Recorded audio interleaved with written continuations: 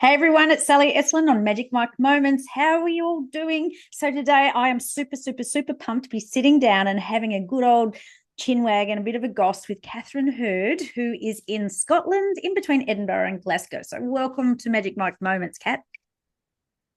Thanks, Sally. I'm loving the koala behind you. Oh my gosh, so cute and cuddly. And you love things that are cute and cuddly. So before we get into it, let me just introduce you with a short little bio. You were diagnosed with autism 28 years ago, and you've made it your mission to help others in the autism world to learn how to manage their condition. You've helped families and friends of autistic people better understand autism and associated conditions, but to get inside that bubble and understand and connect with the loved ones. You've worked with Transforming Autism for 4 years, which provides early intervention for families with young autistic children. They're an amazing resource. And recently you started working with Autism Bucks, a region-specific charity which works with all ages and with various degrees of not only autism, but associated conditions and areas of life. Now, I've come to know you over probably the last 4 years. I've lost track, but you are also a social media absolute guru. You are my lifesaver. You totally are. You're all over the marketing and social media and, Google and all the other stuff. So you've got such a massive toolbox, but it's all based on navigating, with autism as well. So finding your way, I would just love to hear a little bit about your journey, Kat, because what an amazing life you've had and some of the challenges that you've had along the way, if you want to share. So welcome. Thank you. Um, so my father, he is ex UK Royal Air Force, Right. and we used to travel about the country quite a lot. And we even lived in Gibraltar at one point for a couple of years, which was awesome. But being being autistic and nobody knowing at the time I was autistic, Mm. it was one of those things where it was new challenges with new places all the time. So you would be somewhere for a couple of years, you would maybe make a couple of friends, get used to your school, new area, all that kind of stuff. And no sooner were you used to it, you were away somewhere else, meeting new people. Yep. And it was a huge challenge. I mean, don't get me wrong, I wouldn't change it for the world because I've seen some incredible places and I've met some really awesome people. Mm. But when you when you're that different kid and you just don't fit in with people, it becomes challenging because people just go, "Oh, who's she? What's she about? She's a bit weird. We're going to kind of stay clear." Mm. And then my dad came out of the forces, must have been a couple of months before my 12th birthday. He'd done his 28 years and he was Oh. quite happy to go and do something else. Yeah. And I went to school, and obviously the educational psychology department took one look at me and went, hmm, something's not quite right here.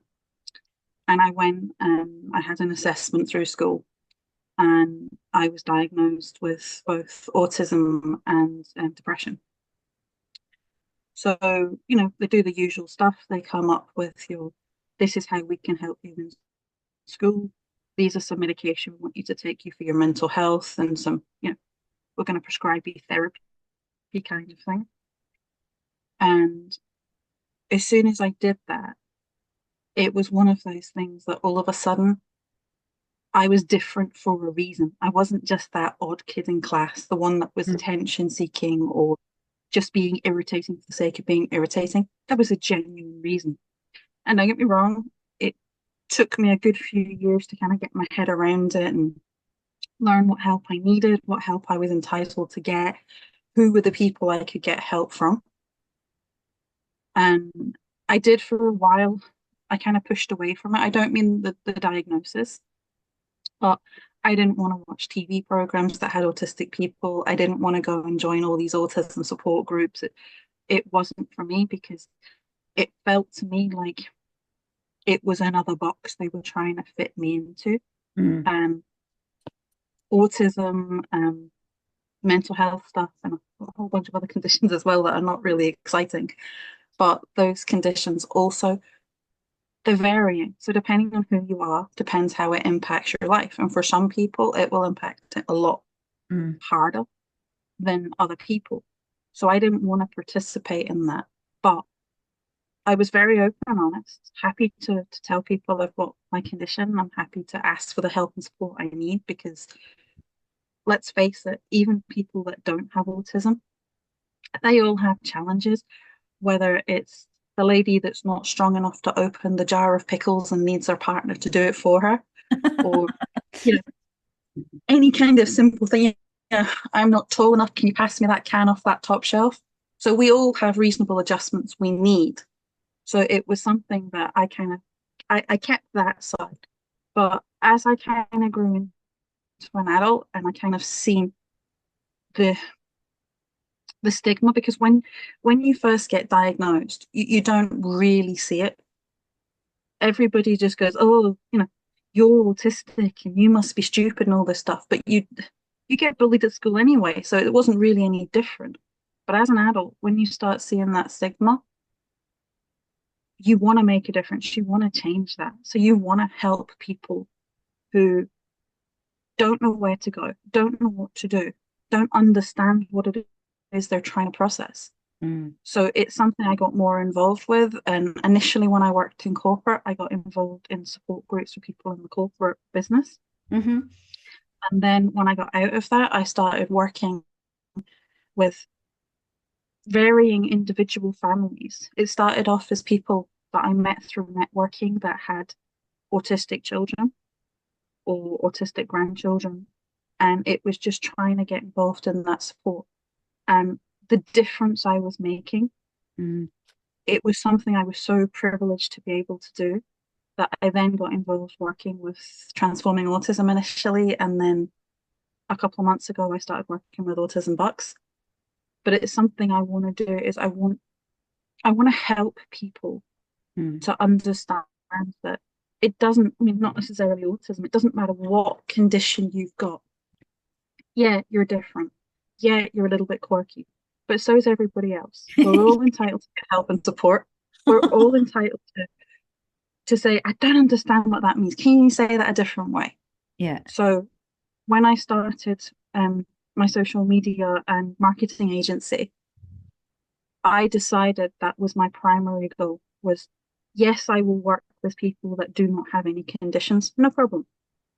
But my biggest target audience are people with medical problems that need additional support and don't know how to ask, and older people who don't necessarily have medical problems. They may not, but they don't understand technology. They need somebody to hold their hand through a process and need things explained.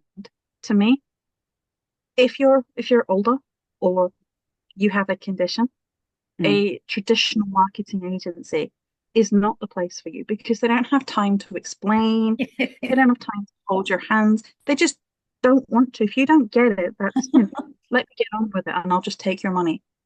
A lot of people, especially people that are thinkers, they need to understand what the hell's going on in the business. Yeah. So for me, that's what was key.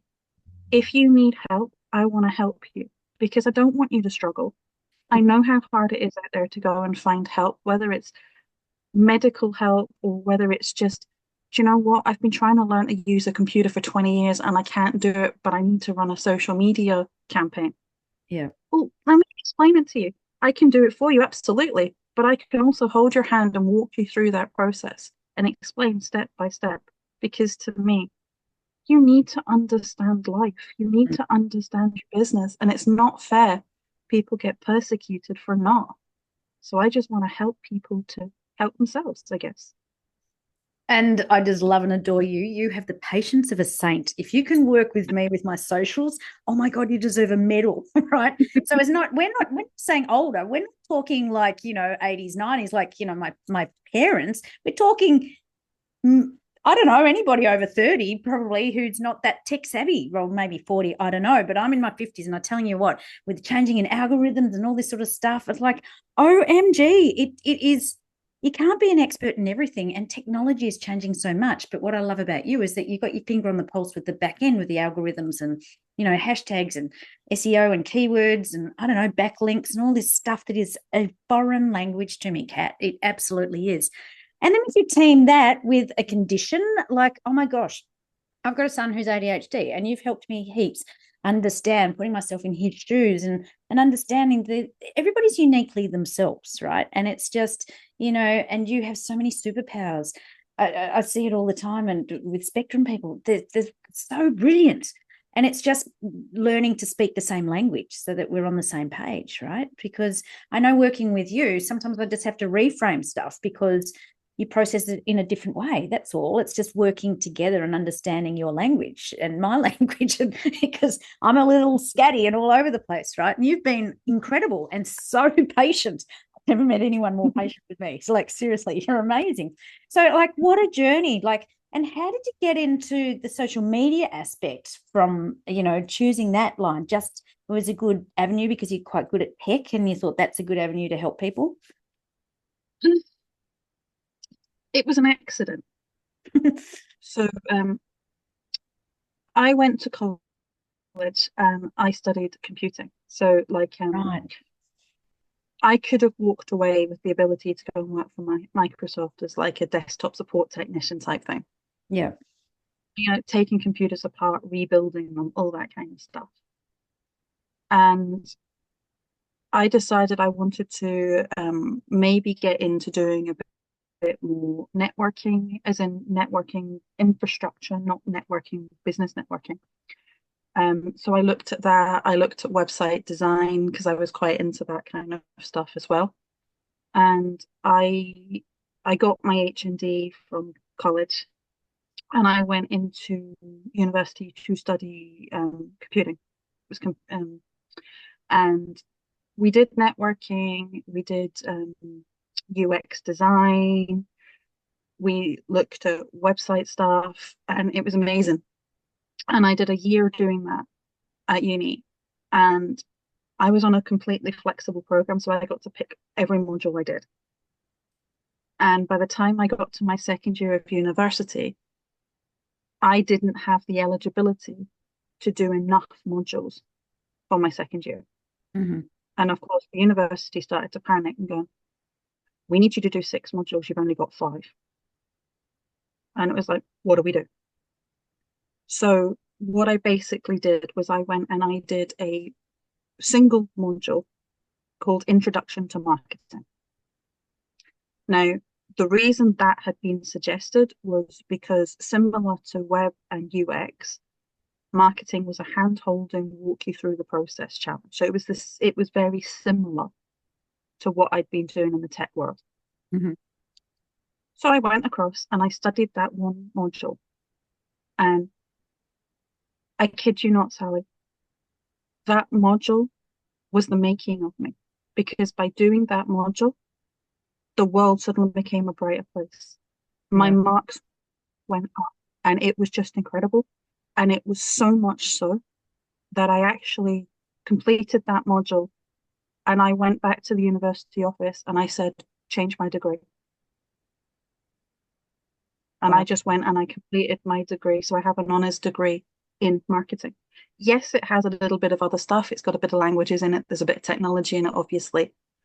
But a lot of it is varying types of marketing, because that's what I wanted to know. I wanted to absorb as much marketing as I could so I could work in any type of marketing field. Wow. I love what I do every day. Marketing is my son. I know, but you're combining the left brain and the right brain. You're doing the computer stuff with the creative marketing side. Like, and, let's not even go down the path of trying to study with autism. Like, that would have been just even more challenging on top of all that, right? Oh my Uh, God. and That Sally, to make it worse, I actually worked full time on top. Oh, you're kidding me. That is crazy. That is crazy. Like, you are an enigma. Like, that's incredible. So we've got autism, managing that. Like, sometimes I joke with you, it's a full-time job to manage yourself with Oh your, yeah, your conditions, yeah. right?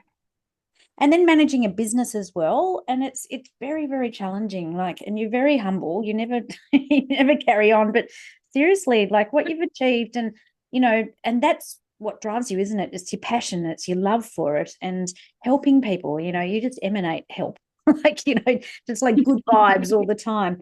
All the time. So what a journey. And getting to know yourself and work with yourself. And then that's what the challenge I'm going through with my son is, getting to understand himself and how to manage the highs and the lows, and and how to fit into this sort of, sometimes it's feeling a square peg in a round hole, with the lack of understanding. I think is also something, schooling would have just been so challenging, because even now there's quite a few kids with, well, ADHD or spectrum, or whatever you want to call it. It doesn't need a label. Just understanding that there's different ways to communicate and connect with these people, and school is challenging. For my son in particular, it was the wrong school for him, because he just didn't fit into the sporty stuff and the maths and science, and the pressure of getting from here to there to here to there and trying to get everything together. It was meltdown city. So living as a meltdown, like, he's still got PTSD from finishing school. Like, you must have amazing million stories of meltdowns and just situations where people didn't understand. Mm. I think that's the problem, is the solution that seems to exist, I don't think is fit for purpose. So they look at, if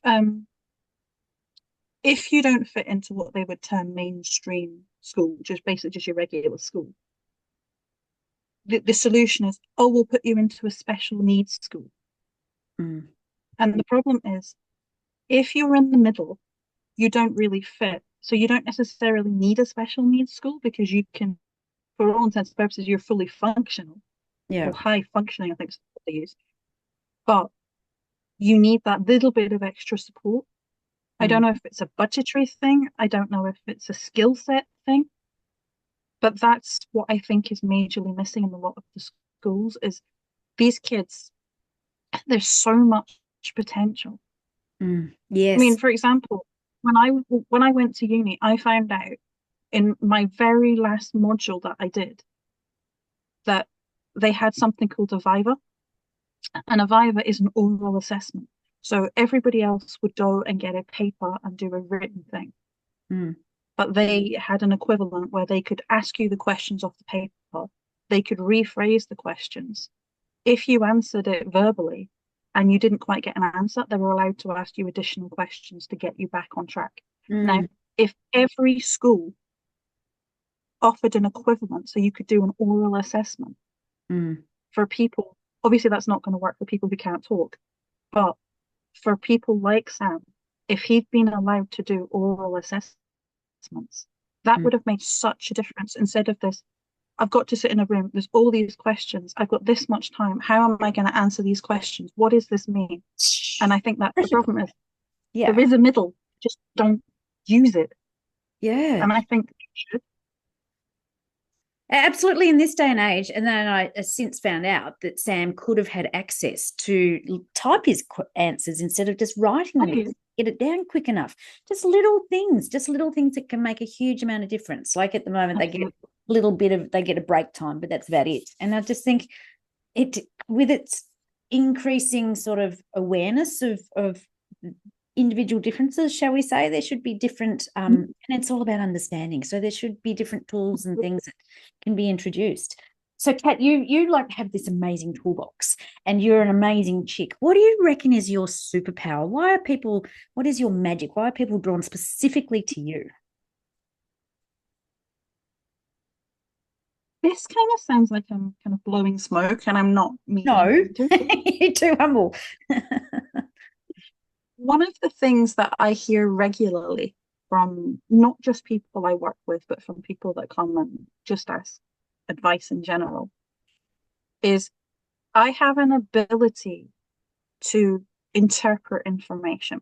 So, for example, people will come to me and they say, I want to market my business, right? And I'll go, great. Who's your target audience? Who's this? Who's that? And try and get the information I need to do my job.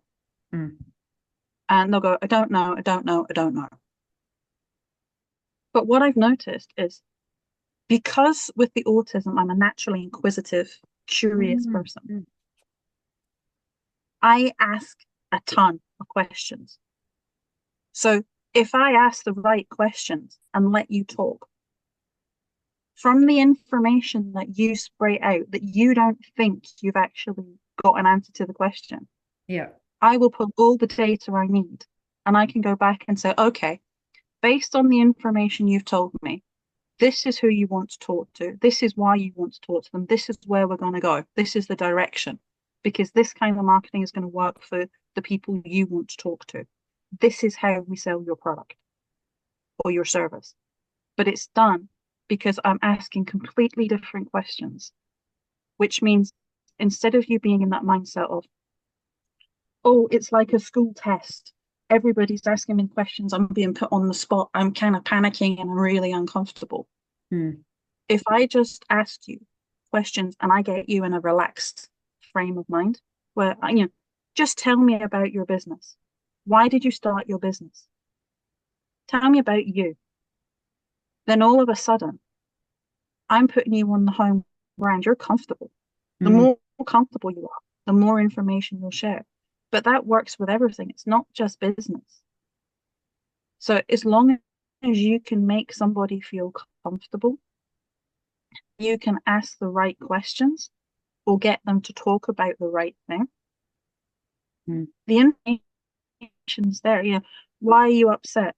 I don't know why I'm upset. Well, what happened? Well, I don't know what happened.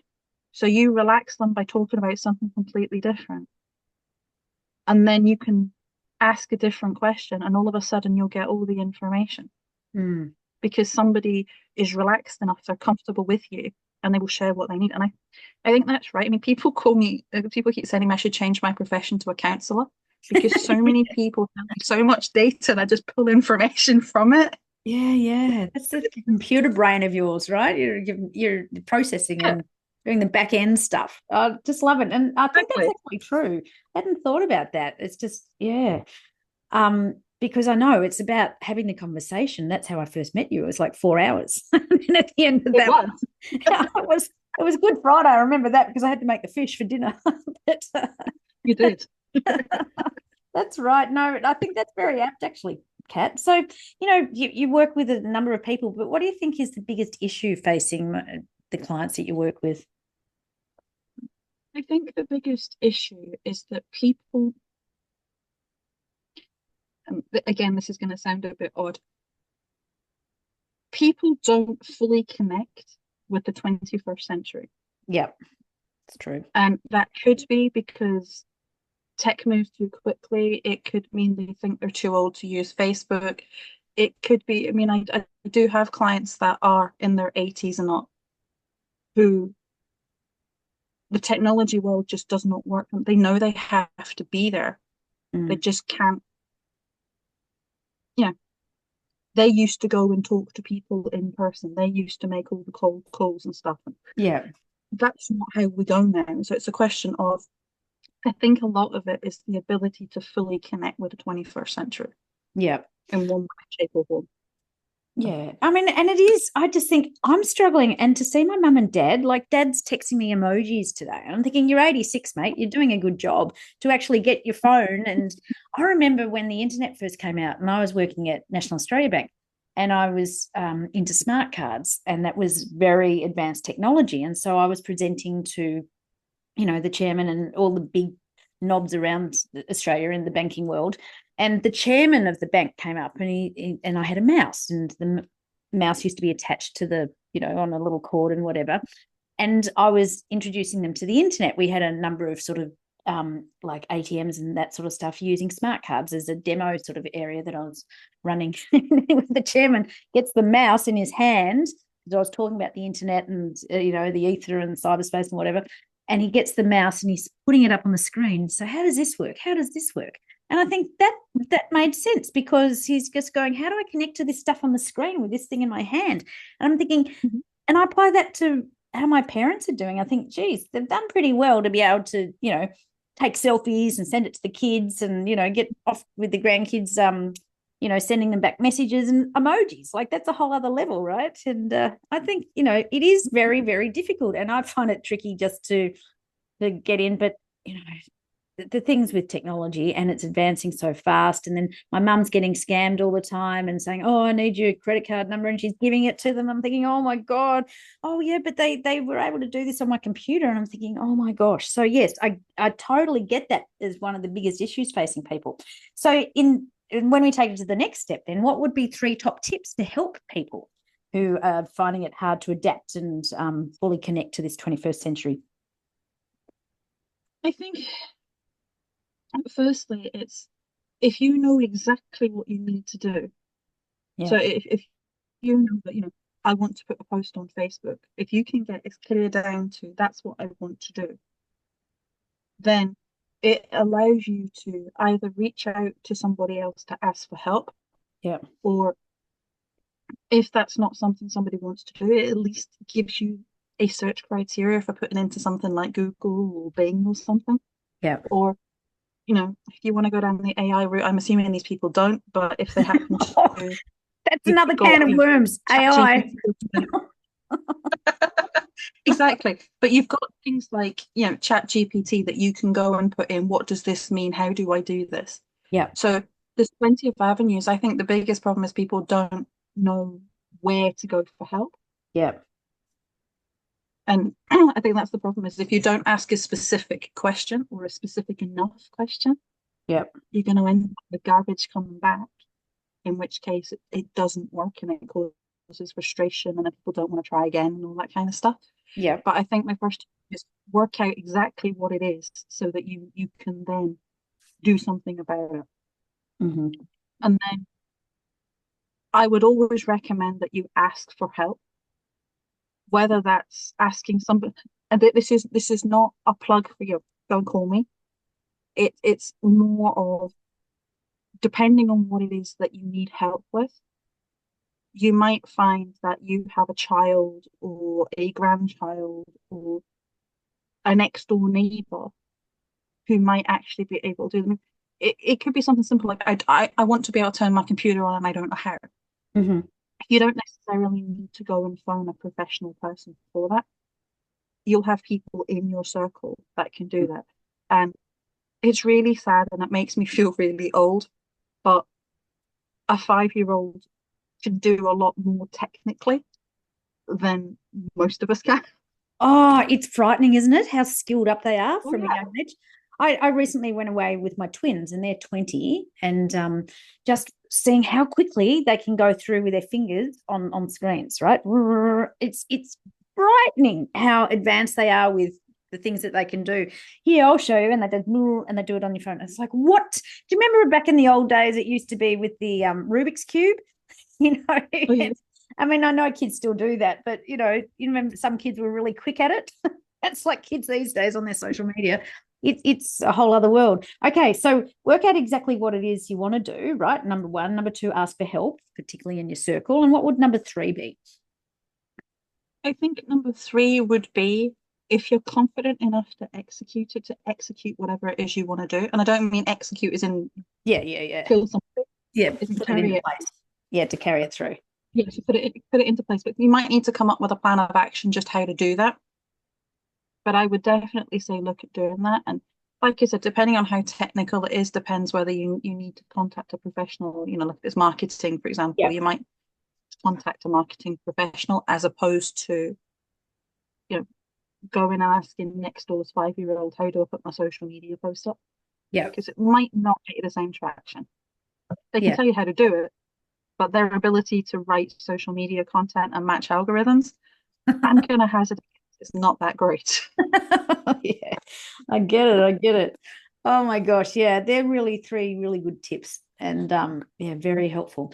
So what's the thing that gets you out of bed every day? What are you most passionate about? And we kind of touched on it a little bit before, but what's the thing that makes you, just makes your soul sing every day, that forces you out of bed? I think every day is very different. Mm-hmm. And in a sense, I like that, but in a sense, I don't like that with the autism.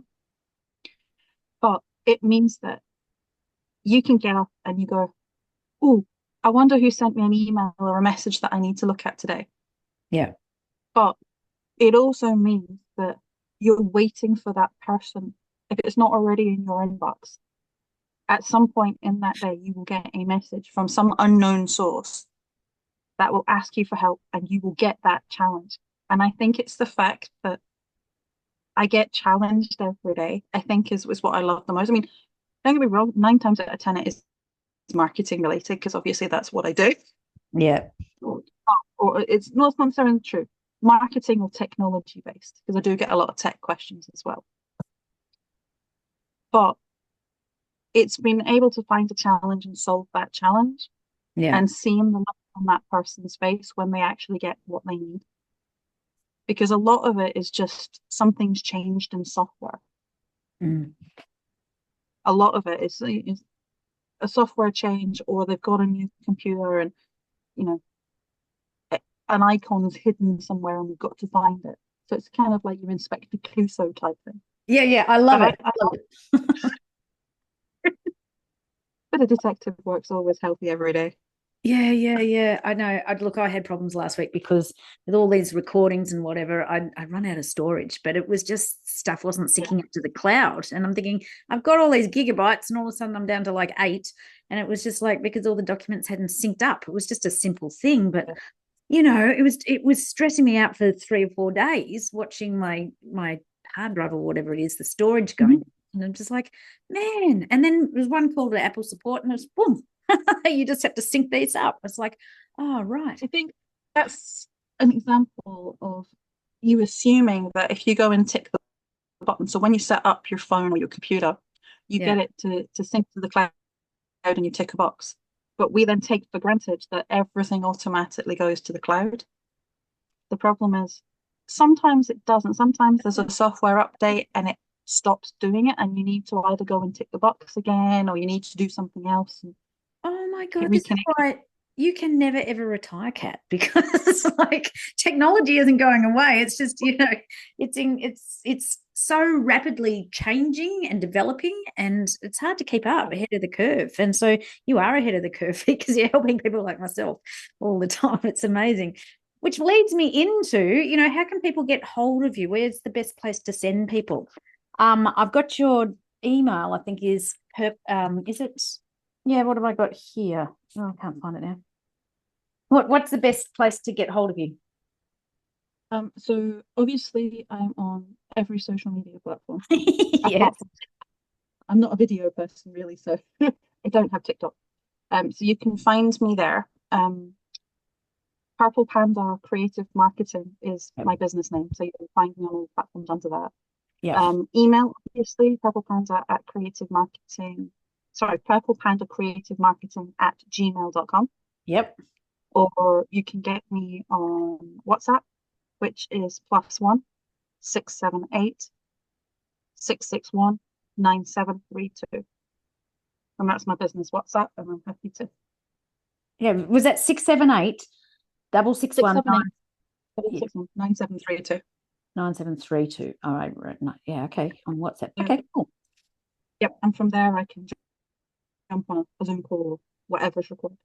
Yeah, perfect, Kat. You are an absolute legend. You are a superstar. And, thank you so much for sharing a little bit about your journey, to growing up, realizing that you weren't feeling out of sorts. It's just that you just were not fitting into this sort of square peg round hole sort of thing as a young person, and then sort of navigating life. And look at you now. You went to uni. You studied with autism. Like, that one blows me away, just the pressure that you would have had on, and then you were studying full time as well, and then you ended up doing honors. Like, it's incredible. Your life story is incredible. You should really recognize what you have achieved, because you are an amazing person, and you're doing left brain right brain with technology and the marketing. That just blows me away as well. If I tell you, Sally, my favorite quote kind of sums up my life. It's Dr. Seuss quote. It's why fit in when you can stand out. Why fit in? I'm quite happy to stand out, guys. Yeah. Like, absolutely. People just reach out to Kat. Like, professionally, it's Catherine Hurd, but it's Kat to me, and she loves pandas, purple pandas. Yeah. Hence the Purple Panda Creative Marketing business name. And you love soft and furry things like the koala behind you. So one day you'll get out here, Kat, and we can go and pet a koala together. That'd be awesome. So thank you so much for being a guest on Magic Mike Moments. It's been such a pleasure to sit down and have a chat with you and share part of your story, Kat, because, you know, everyone has a story and that's why we have this one. But, you know, it's just so interesting understanding and hearing about what you've been through. So thank you so much for sharing all of that with us today. Thank you, Sally. Catch you soon. We'll see you on socials.